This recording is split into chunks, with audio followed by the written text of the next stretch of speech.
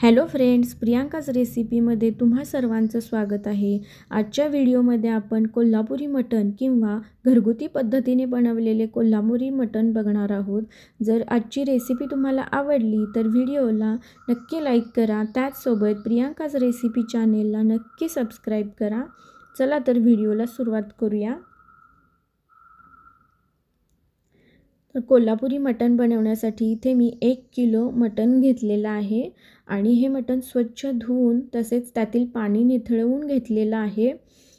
आता ह्या मटणाला तुम्ही हिंग आणि हळद लावून 1 तास मॅरिनेट करून घेऊ शकता। मी इथे डायरेक्ट फोडणीला घालणार आहे।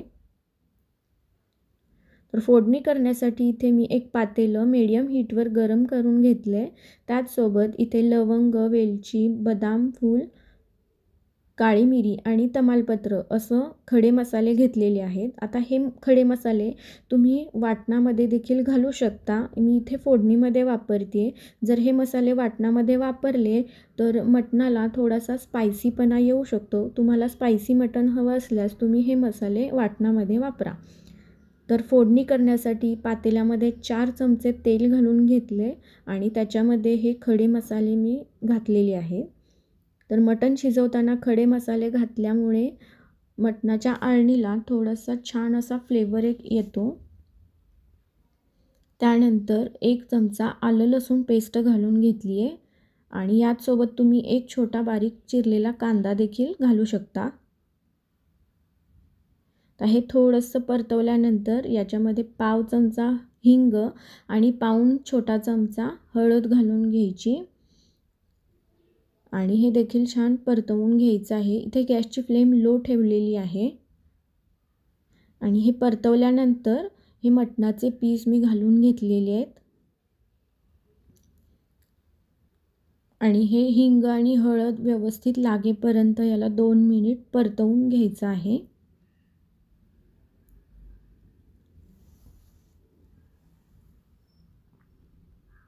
आता 2 मिनिटांनंतर याच्यामध्ये खडे मीठ चवीप्रमाणे घालून घेतलेलं आहे। इथे तुम्ही बारीक मीठ देखील घालू शकता।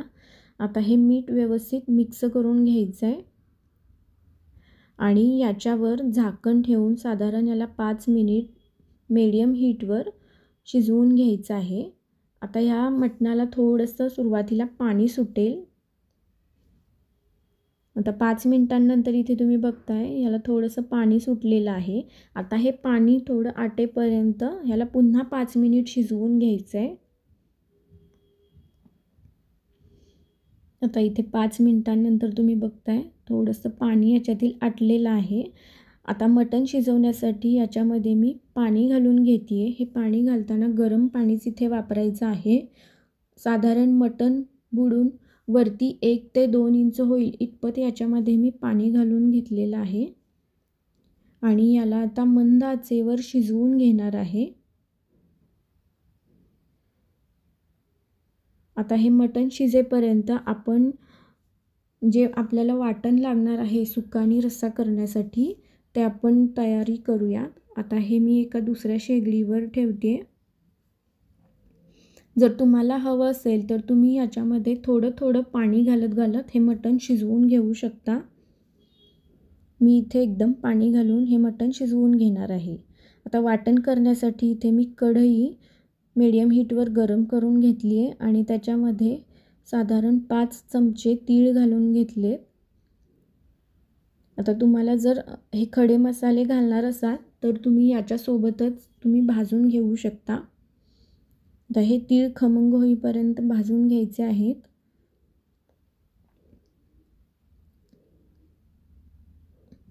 तीळ भाजून झालेत, हे एका डिशमध्ये मी काढून घेते।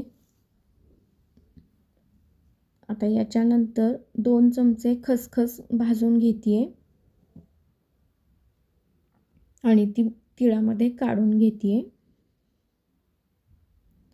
तर यानंतर 1 चमचा तेल घालायचं आणि साधारण 4 मीडियम चिरलेले कांदे घालून घेतलेले आहेत। आता हे कांदे ब्राऊन होईपर्यंत भाजून घ्यायचे आहेत।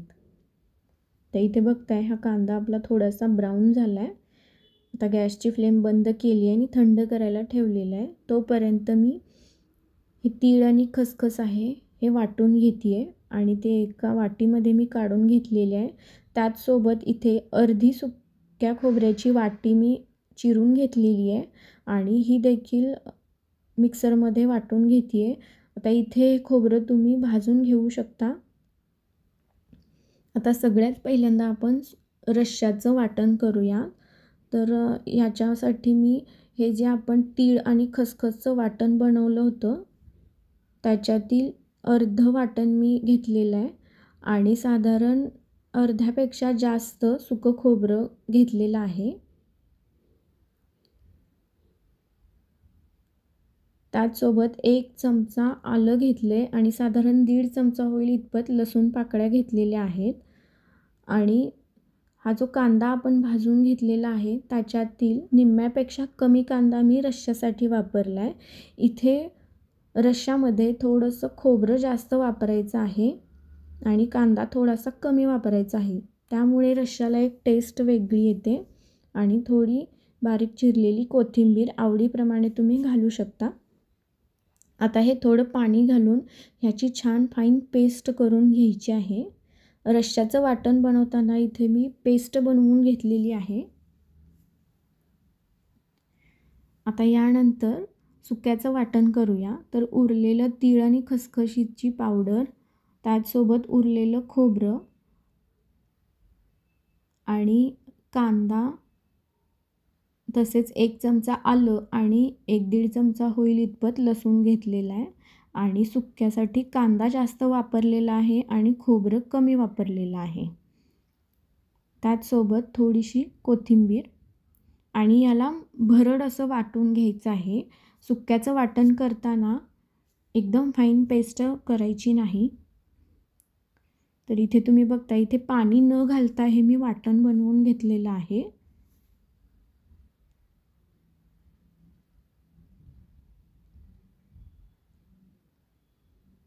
आता हे मटण शिजले का ते चेक करूया. तर इथे तुम्ही बघताय हे 2 इंच जे पाणी आपण घातलेलं होतं ते आटलं आहे.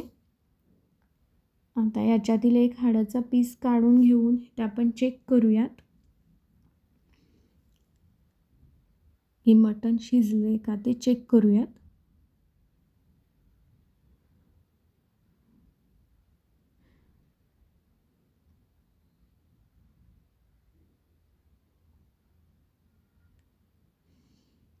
आता इथे तुम्ही बघताय हे इझिली हे मटण हाडापासून बाजूला होते म्हणजे हे मटण शिजलेलं आहे.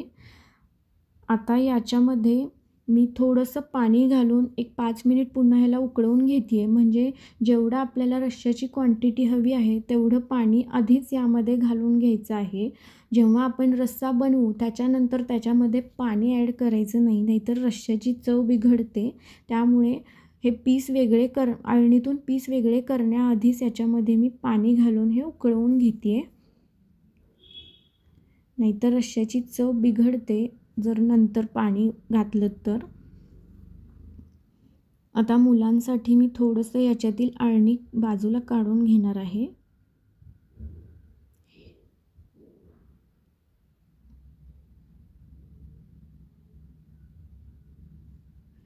जेवढं तुम्हाला रस्सा हवा आहे तेवढं तुम्ही हे पाणी आत्ताच ॲड करा.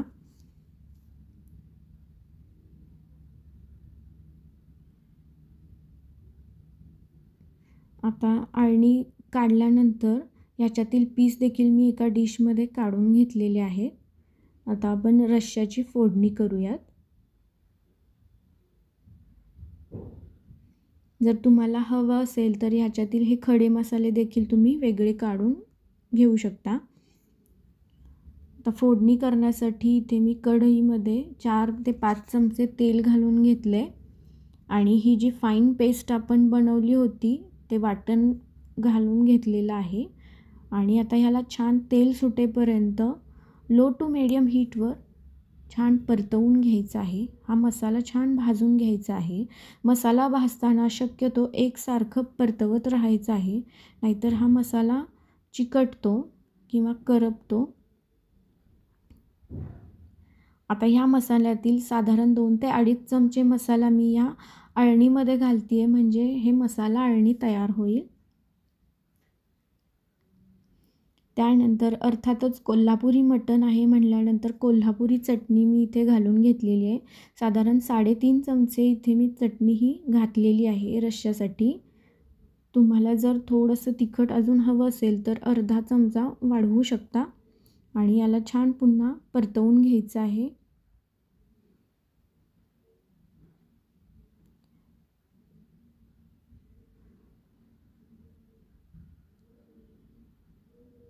थोडीशी चटणी ही भाजेपर्यंत हे वाटण परतवून घ्यायचं आहे. आता याला तेल थोडंसं सुटेल. आता इथे तुम्ही बघताय याला तेल सुटलेलं आहे. त्यानंतर पाव चमचा मटण मसाला घालून घेतलेला आहे. त्याचसोबत तुम्ही गरम मसाला देखील घालू शकता. जर तुम्ही खडे मसाले वापरले असतील वाटणात तर गरम मसाला जास्त वापरू नका. आता हा मसाला मी या अळणीमध्ये घालून घेते आहे, म्हणजे आपला रस्सा तयार होईल. त्याचसोबत थोडंसं कढईमध्ये अर्धी वाटी पाणी घालून घेतलेलं आहे आणि हा व्यवस्थित मसाला सगळा ह्याच्यामध्ये परत ओतून घेतलेला आहे. आता ह्या रश्श्याला तुम्ही इथे कट बघू शकताय, खूप सुंदर कट आलेला आहे. त्याचसोबत थोडंसं चवीप्रमाणे मीठ घालायचं, कारण मसाला आपण वापरला आहे. आणि थोडंसं जायफळ किसून मी घातलेलं आहे. जायफळ घातल्यामुळे देखील टेस्ट वेगळी येते. तुम्ही ही ट्रिक नक्की ट्राय करा.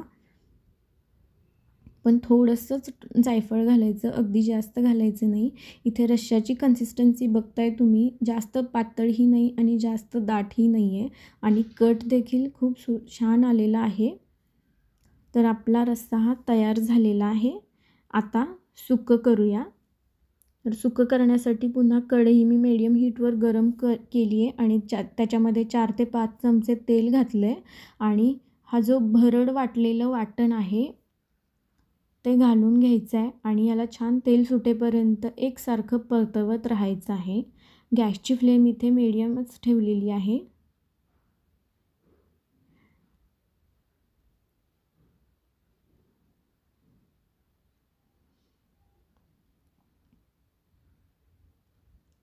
आता 2-3 मिनिटांनंतर याच्यामध्ये साधारण 2.5 चमचे मी कोल्हापुरी चटणी घातलेली आहे. आणि याला छान परत व्यवस्थित परतवून घ्यायचं आहे तेल सुटेपर्यंत. तुमचं वाटण जर व्यवस्थित परतवलं गेलं तर सुक्का आणि रश्शाला छान चव येते. म्हणजे मसाला असा कच्चा लागत नाही, छान भाजलेला असेल तर छान टेस्ट येते. आता इथे तुम्ही बघताय ह्याला तेल सुटलेलं आहे.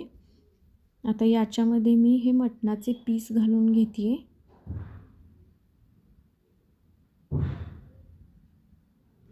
आणि हे व्यवस्थित मिक्स करून घ्यायचं आहे.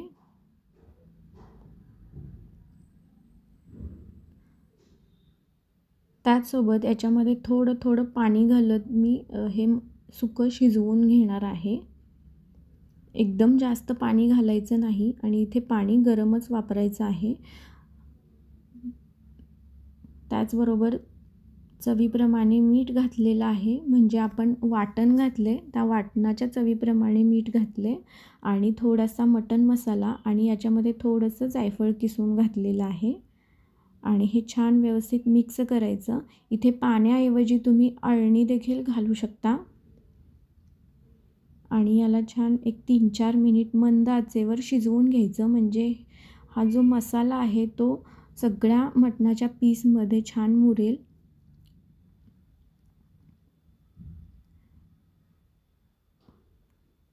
आता 4 ते 5 मिनिटांनंतर इथे तुम्ही बघू शकताय हे मटण छान शिजलेलं आहे. आणि याच्यामध्ये पाणी ॲड करताना तुम्हाला हे सुकं कितपत ग्रेव्ही त्याची किती पाहिजे आहे त्या प्रमाणात तुम्ही घाला आणि पाणी हे गरम पाणीच घाला. आता हे सुकं तयार झालं आहे. त्यानंतर हे अळणी मी उकळवायला ठेवलेलं आहे. हे मसाला घालून ठेवलं होतं. आता हे अळणी देखील छान आपलं तयार झालं आहे.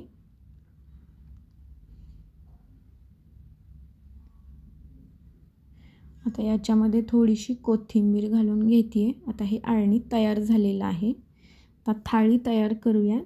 तर थाळीमध्ये सुरुवातीला मीठ घालून घ्यायचं आहे, त्याचसोबत कांदा आणि लिंबू घालून घ्यायचा आहे. त्यानंतर अळणीची वाटी भरून घ्यायची आहे.